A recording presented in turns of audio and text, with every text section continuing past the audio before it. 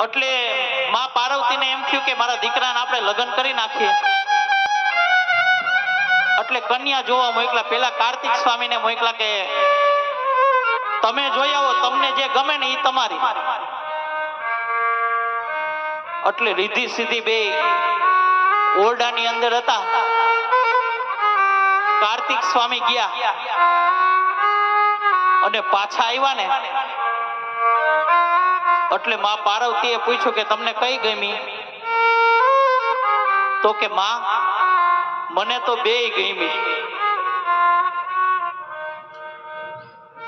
ત્યાર પછી ગણપતિ બાપાને મોકલા કે તમે જોઈ આવો, તમને કઈ ગમી? તો કે માં મને બેય ગમી હો. વાતનો લોચો પડી ગયો. એમાં નારદજી આવ્યા.